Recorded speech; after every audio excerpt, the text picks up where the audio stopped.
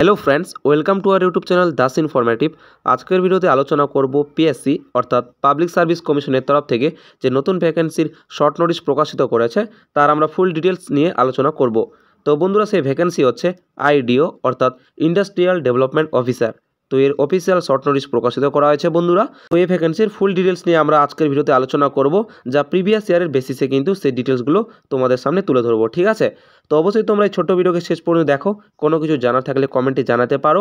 এবং এছাড়া বন্ধুরা, আরও একটি যে নতুন ভ্যাকেন্সির শর্ট নোটিশ প্রকাশিত করেছে সেই ভ্যাকেন্সিরও কিন্তু ফুল ডিটেলস নিয়ে আমরা এর আগের ভিডিওতে আলোচনা করেছি। ঠিক আছে, তো সেই ভ্যাকেন্সি হচ্ছে এমভিআই অর্থাৎ মোটর ভেহিকল ইন্সপেক্টর। ঠিক আছে বন্ধুরা, তো অবশ্যই তোমরা সেই ভিডিওটিও দেখে নিতে পারো। তো চলো বন্ধুরা, আজকের ভিডিওটি আমরা শুরু করি। তো বন্ধুরা, এই মুহূর্তে তোমরা স্ক্রিনে দেখতে পাচ্ছ সেই official short notice public service commission West Bengal প্রকাশিত করেছে। ঠিক আছে, তো প্রথমত বলা হয়েছে ইন্ডিকেটিভ অ্যাডভার্টাইজমেন্ট নাম্বার 15/2024।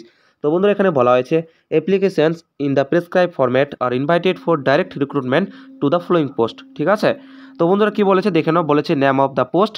তো এখানটায় বলা হয়েছে আইডিও অর্থাৎ industrial development officer in the directorate of micro small and medium enterprises under the micro small and medium enterprises and textile department government of West Bengal. ঠিক আছে, তো বন্ধুরা এমএসএমই তোমরা সকলেই জানো।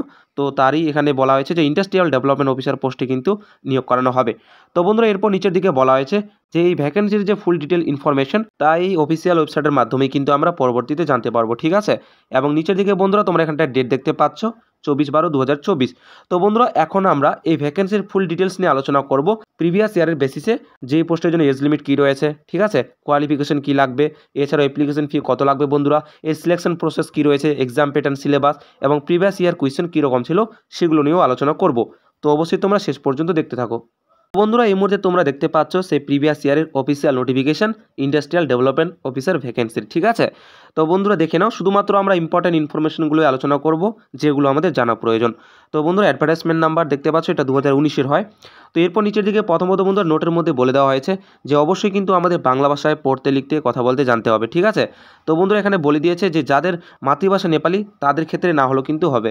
তো এখানটা এটা বলে দিয়েছে এবং ইন্টারভিউর সময় কিন্তু এটা কিন্তু চেক করা হবে। ঠিক আছে, তো এরপর আমরা নিচের দিকে আসি বন্ধুরা। পে স্কেল নিয়ে বলা হয়েছে যে গ্রেড পে 3900 টাকা, তোমরা দেখতে পাচ্ছ পে স্কেলটা। এরপর নিচের দিকে বলা হয়েছে কোয়ালিফিকেশন অর্থাৎ শিক্ষাগত যোগ্যতা কী থাকবে, এসেনশিয়াল যেটা প্রয়োজনীয়। তো বন্ধুরা এখানটায় বলে দিয়েছে যে শুধুমাত্র ব্যাচেলার ডিগ্রি পাস হলে কিন্তু আবেদন করা যাবে। ঠিক আছে, যে কোনো শাখা থেকে যে কোনো স্ট্রিম থেকে শুধুমাত্র ব্যাচেলার ডিগ্রি কমপ্লিট হলেই কিন্তু আমরা আবেদন করতে পারবো। এবং বন্ধু এর সাথে এখানে অথবা দিয়ে বলা হয়েছে যে ইঞ্জিনিয়ারিং অথবা টেকনোলজির ওপর ডিপ্লোমা থাকলেও কিন্তু আবেদন করা যাবে। ঠিক আছে, তো এখানে দেখতে পাচ্ছ তোমরা। এরপর এখানে বলা হয়েছে এজ অর্থাৎ বয়সসীমা। তো বন্ধুরা এখানে বলে দিয়েছে যে 39 বছর বয়সের মধ্যে কিন্তু হতে হবে। ঠিক আছে, এটা জেনারেল হিসাবে বলা হয়েছে।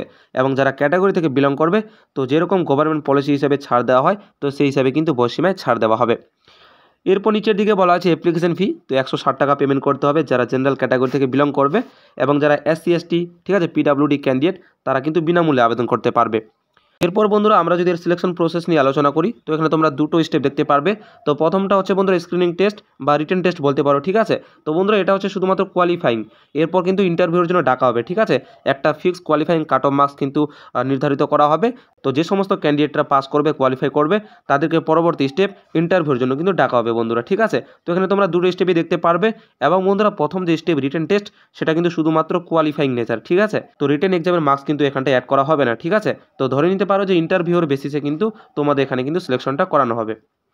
তো এখন বন্ধুরা আমরা দেখে নিই যে এই ভ্যাকেন্সির যে স্ক্রিনিং টেস্ট বা রিটেন টেস্ট, ঠিক আছে, তার এক্সাম প্যাটার্ন কীরকম রয়েছে, অর্থাৎ কোন কোন সাবজেক্ট থেকে কত নম্বরের কোয়েশ্চেন থাকবে, কত নম্বরের মার্কস থাকবে, সময় কতক্ষণ দেওয়া হবে, নেগেটিভ মার্কিং কী থাকবে, এবং বন্ধুরা কোয়েশ্চেনগুলো কেমন ছিল। ঠিক আছে, তো চলো আমরা দেখে নিই। তো বন্ধুরা এখন আমরা আলোচনা করব যে এর এক্সাম প্যাটার্ন এবং সিলেবাস কীরকম থাকবে। ঠিক আছে, তো প্রথমত দেখতে পাচ্ছ বলা হয়েছে syllabus for screening test for recruitment to the post of industrial development officer. তো বন্ধুরা এখানে দেখতে পাচ্ছ যে ফুল মার্কস 100-র মধ্যে পরীক্ষা হবে এবং সময় দেওয়া হবে 1.5 ঘন্টা অর্থাৎ 90 মিনিট। এরপর নিচের দিকে দেখে নিই বন্ধুরা যে কোন কোন সাবজেক্ট থেকে কতগুলো কোয়েশ্চেন থাকবে। তো প্রথমত বলা হয়েছে যে এই যে এক্সাম বন্ধুরা তা কিন্তু MCQ অর্থাৎ অবজেক্টিভ টাইপ কিন্তু প্রশ্ন থাকবে। এবং প্রথমত বলা হয়েছে যে 75খানা কিন্তু জেনারেল স্টাডিজ থেকে প্রশ্ন থাকবে। ঠিক আছে, যেমনটা বন্ধুরা এর আগের ভিডিওতে বলেছিলাম। ঠিক আছে, মোটর ভেহিকল ইন্সপেক্টরের সময়, ঠিক আছে, তার যে এক্সাম প্যাটার্ন এবং এই আইডিও অর্থাৎ ইন্ডাস্ট্রিয়াল ডেভেলপমেন্ট অফিসারের যে এক্সাম প্যাটার্ন, ঠিক কিন্তু মিসলেনিয়াসের যে প্রিলিমিনারি এক্সাম হয় একই রকম ধরনের প্রায়। ঠিক আছে, দেখতে পাচ্ছ এখানে বলে দেওয়া হয়েছে যে 75খানা জেনারেল স্টাডিজ থেকে প্রশ্ন থাকবে, যেখানে ইনক্লুডিং থাকবে সায়েন্স, হিউম্যানিটিস, ঠিক আছে, ইন্ডাস্ট্রিয়াল সায়েন্স, তারপর হচ্ছে industrial potential in West Bengal এবং ইন্ডিয়া, ঠিক আছে।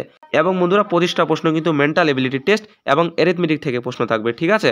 অর্থাৎ 75খানা জেনারেল স্টাডিজ এবং 25খানা থাকবে এরিথমেটিক এবং কিছু মেন্টাল এবিলিটি থেকে। এরপর বন্ধুরা বলে দেওয়া হয়েছে যে এর যে কোয়েশ্চেন লেভেল তা কিন্তু মাধ্যমিক স্ট্যান্ডার্ড অনুযায়ী হবে, এবং বন্ধুরা প্রত্যেকটা প্রশ্নের সঠিক উত্তরের জন্য কিন্তু 1 নম্বর করে দেওয়া হবে, এমনটাই কিন্তু এখানে বলা হয়েছে। তো আমরা জানতে পারলাম বন্ধুরা যে এর যে এক্সাম প্যাটার্ন, ঠিক আছে, 100 নম্বরের পরীক্ষা হবে, 100খানা কোয়েশ্চেন থাকবে, সময় থাকবে 1.5 ঘন্টা, এবং বন্ধুরা 75টা জিএস প্রশ্ন থাকবে এবং 25টা অ্যারিথমেটিক, ঠিক আছে। এবং বন্ধুরা নেগেটিভ মার্কিং কিন্তু 1/3 থাকবে, এটাও তোমাদের বলে দিলাম, ঠিক আছে। তো বন্ধুরা এই মুহূর্তে তোমাদের সামনে স্ক্রিনে তুলে ধরেছি, ঠিক আছে, প্রিভিয়াস ইয়ারের যে কোয়েশ্চেন পেপার ছিল। তো দেখতে পাচ্ছ 100খানা প্রশ্ন ছিল, 100 নম্বরের পরীক্ষা, ঠিক আছে, সময় ছিল 1.5 ঘন্টা এবং নেগেটিভ মার্কিং ছিল 1/3 এবং অবজেক্টিভ টাইপের কিন্তু এখানে কোয়েশ্চেনগুলো ছিল। তো অবশ্যই তোমরা ডাউনলোড করে নিতে পারো বন্ধুরা, ঠিক আছে। তোমরা গুগল ক্রোম ব্রাউজার থেকে ডাউনলোড করে নিতে পারো প্রিভিয়াস ইয়ারের কোয়েশ্চেনগুলো কীরকম ছিল, ঠিক আছে। তো তোমরা ভালোভাবে প্রিভিয়াস ইয়ার কোয়েশ্চেনগুলো অ্যানালাইসিস করলে কিন্তু নিজেরাই বুঝে নিতে পারবে, ঠিক আছে বন্ধুরা। তো এই হচ্ছে আজকের ভিডিও, দেখা হবে পরবর্তী ভিডিওতে। সবাই ভালো থাকবে, সুস্থ থাকবে।